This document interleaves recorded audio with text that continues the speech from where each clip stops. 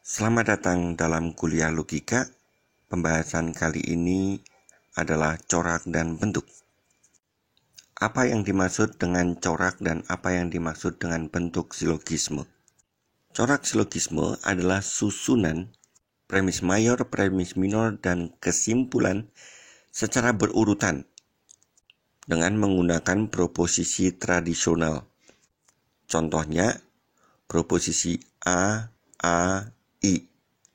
Itu artinya premis mayor A, premis minor A, dan kesimpulannya I.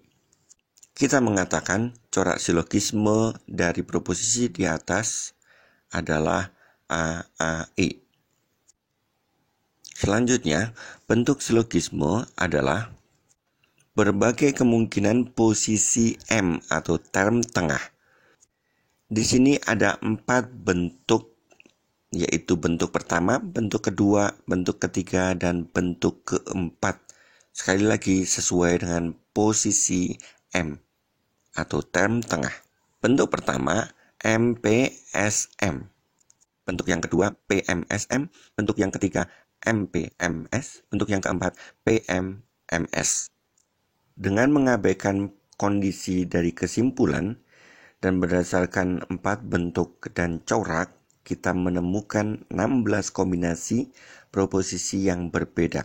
Silakan diperhatikan di dalam layar, mulai dari AA, AE, AI, AO, EA, EE, EI, EO, sampai OI dan OO. Seluruhnya ada 16 kombinasi. Jika kita memperhatikan aksioma ketiga yang berbicara sekurang-kurangnya satu premis harus afirmatif, maka kombinasi di atas ada yang pasti tidak menghasilkan silogisme valid, yaitu EE, OE, EO, dan OO. Dengan demikian, kombinasi proposisi tersebut kita coret sebagai proposisi yang akan menghasilkan silogisme valid. Karena dalil ketiga, yaitu jika premis mayornya partikular maka premis minornya harus afirmatif, maka kombinasi IE dan OE bukanlah silogisme yang valid. Demikian pula dengan dalil pertama, kombinasi OI, II, IO juga tidak akan menghasilkan silogisme yang valid.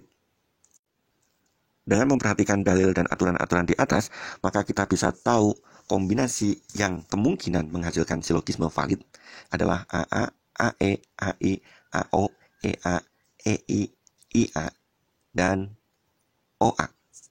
Catatannya adalah, walaupun kita masih memasukkan mereka sebagai kombinasi yang mungkin menghasilkan silogisme yang valid, tidak semua corak yang tadi itu menghasilkan silogisme. Mengapa? Karena kita belum memasukkan satu kombinasi lagi, yaitu proposisi kesimpulan. Proposisi kesimpulan nanti akan mengeliminir atau akan menghilangkan kombinasi-kombinasi yang sudah ada ini. Dengan memasukkan proposisi kesimpulan, maka kita bisa menentukan apakah valid atau tidak kombinasi-kombinasi yang sudah kita bahas sebelumnya. Yang pertama, bentuk pertama, MP, SM, dan SP. Ada aturan khusus yang ditetapkan di sini, yaitu yang pertama, premis minor harus afirmatif, dan yang kedua, premis mayor harus universal. Dan corak yang menghasilkan silogisme valid dalam bentuk pertama ini adalah corak A, atau diberi nama dengan Barbara. Kemudian corak yang berikutnya adalah corak EAE yang diberi nama Celarens. Yang berikutnya adalah AII yang diberi nama Dari. Dan yang terakhir adalah EIO yang diberi nama Ferio. Contoh proposisi ada di layar, Anda bisa membacanya sendiri. Bentuk yang kedua, yaitu bentuk PMSM dan kesimpulannya SP. Aturan-aturan yang ditetapkan di sini adalah pertama, jika salah satu premis salah satu premis harus negatif. Yang kedua, premis mayor harus universal. Corak yang valid dalam bentuk yang kedua ini adalah AEE disingkat dengan Camestres, EIO dengan Festino, EAE dengan Cesare, dan AOO dengan Barocco. Anda bisa memperhatikan contoh-contoh berikut ini. 3. Bentuk yang ketiga atau MP, MS, dan kesimpulannya SP mempunyai aturan khusus, yaitu pertama, premis minor harus afirmatif, kesimpulan harus partikular. Corak yang valid dalam bentuk ini adalah AAI Darapti, EAO Velapton, kemudian AII Datisi, EIO Verison, IAI Disamis, dan terakhir Bocardo atau OAO. Bentuk yang keempat atau PMMS dan kesimpulannya SP mempunyai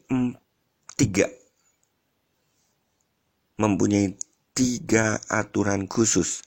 Yang pertama, bila premis mayornya afirmatif, maka premis minor harus universal. 2. Jika salah satu premisnya negatif, premis mayor harus universal. 3. Bila premis minornya afirmatif, maka kesimpulan harus partikular. Corak yang valid dalam bentuk yang keempat ini adalah AAI atau Bramantip, EIO atau Fresison, AEE atau Camenes, IAI atau Dimaris, dan terakhir EAO atau Vesapo.